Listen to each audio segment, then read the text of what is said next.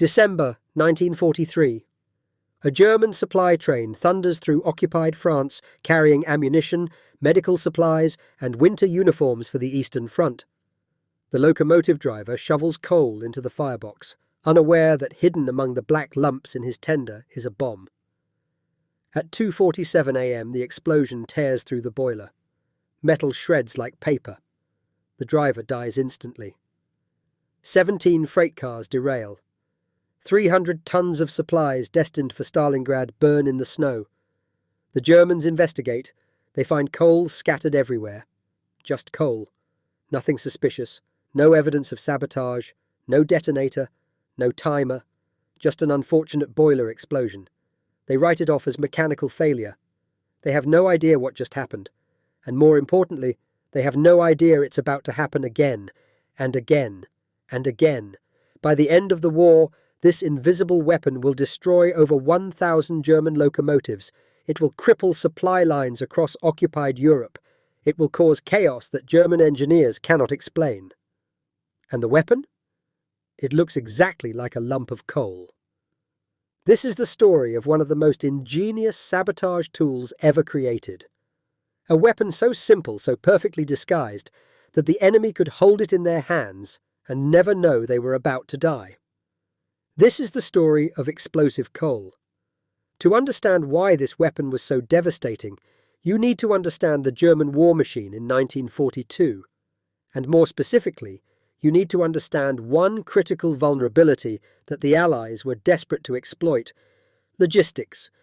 Everyone talks about tanks, everyone talks about Messerschmitts and U-boats and panzer divisions, but wars are not won by tanks alone. Wars are won by the trains that deliver fuel to those tanks, by the locomotives that carry ammunition to the front lines, by the coal-fired engines that move food, medical supplies, winter clothing, replacement parts, and everything else an army needs to survive. In 1942, Nazi Germany controlled the largest rail network in history. Over 300,000 kilometers of track stretching from the Atlantic coast to the gates of Moscow. Every single day, thousands of locomotives hauled supplies east to feed the endless hunger of the Eastern Front, and every single one of those locomotives ran on coal, steam power, the backbone of the German logistics network, reliable, abundant, everywhere. Coal was piled in massive tenders behind every locomotive. Coal yards dotted every railway junction. Coal was stored at depots, stations, marshalling yards. It was the lifeblood of the Reich's transportation system, and Winston Churchill's Special Operations Executive, the SOE, realized something. If coal was everywhere, completely ordinary, totally unremarkable, then coal was the perfect disguise. London, 1941. A nondescript building on Baker Street. This is Station 15, one of the SOE's research and development workshops. The men who work here are not soldiers. They are chemists, engineers, inventors. Their job is to create weapons that do not look like weapons. Devices that can slip past guards, through checkpoints, into the heart of enemy territory without raising suspicion. One of these inventors is a man named Stuart McCrae. McCrae specializes in camouflage. Not the kind you wear, the kind you hide inside. He has already designed explosive rats, booby-trapped wine bottles, and briefcases that detonate when opened. Now he has a new assignment. Create a device that can destroy a locomotive from the inside. Something that resistance fighters can plant in German coal supplies. Something that looks so convincing, so perfectly ordinary, that even trained railway workers will never notice it. McCrae begins experimenting. The concept is brutally simple. Take a lump of coal, hollow it out, fill it with plastic explosive, seal it, paint it, make it identical to real coal, then plant it in a coal yard, a tender, a storage bunker, anywhere the Germans keep fuel. Eventually, a railway worker shovels it into a firebox. The locomotive's fire heats the fake coal. The explosive inside reaches detonation temperature, and the boiler explodes from within. But making it work is harder than it sounds. Real coal is not uniform. Every lump is different, different size, different shape, different color. Some pieces are shiny black anthracite. Others are dull brown lignite. Some have cracks. Some have fossil imprints. Some glisten with moisture. If the fake coal looks even slightly wrong, a sharp-eyed worker might notice, might throw it aside, might report it. The entire operation would be compromised. McRae needs perfection. He starts collecting real coal samples from across Europe. British intelligence smuggles pieces back from France, Belgium, Holland, Poland. McRae studies them under microscopes. He learns the texture, the weight, the density, the color variations. Then he begins creating molds. He takes actual coal lumps and makes plaster casts. Each mold captures every crack, every surface imperfection, every detail. He experiments with different materials for the shell: plaster, resin, compressed coal dust mixed with binding agents. Inside, he places Nobel 808 plastic explosive. This is critical.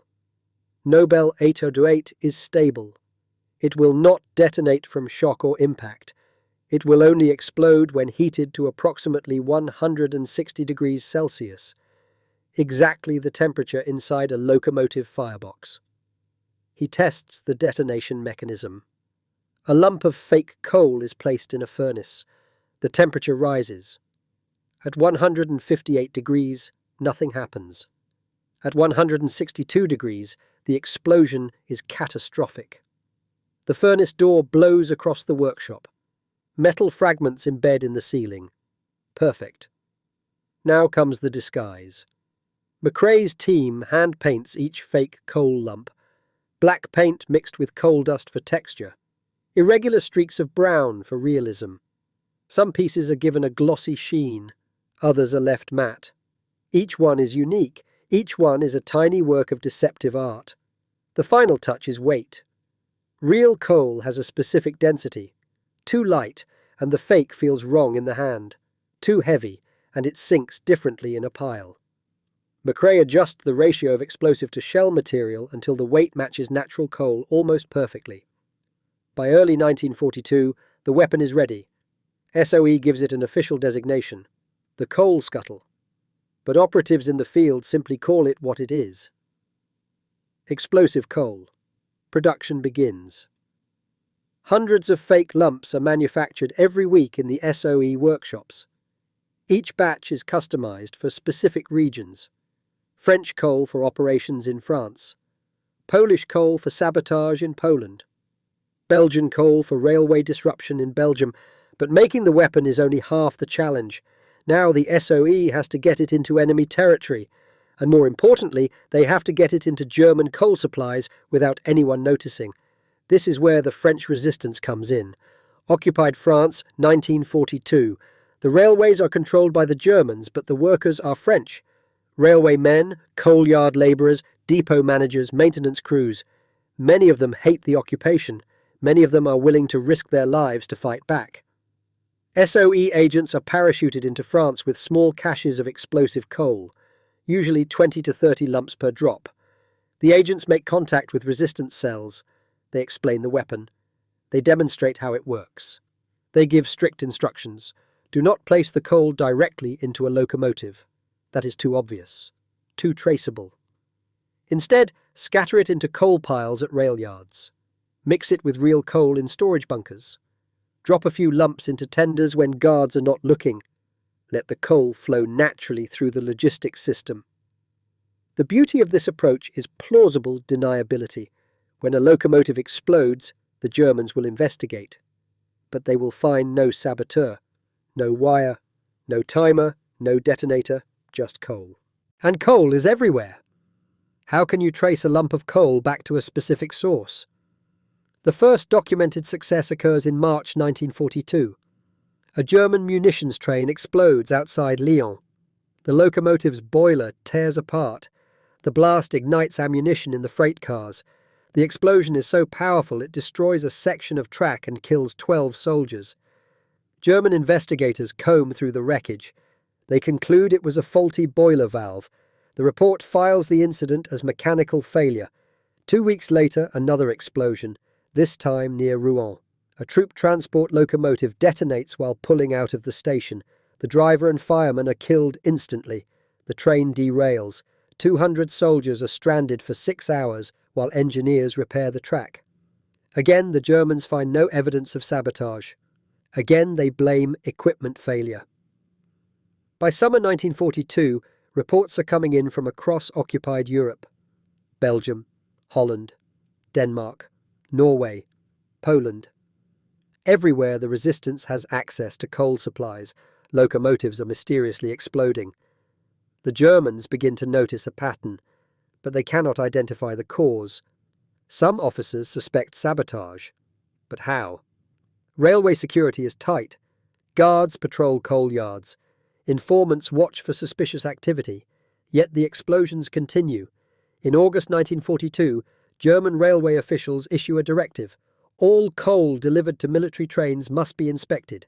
Workers are ordered to visually examine every lump before it goes into a tender. But this is impossible. A single locomotive tender holds 8 to 10 tons of coal.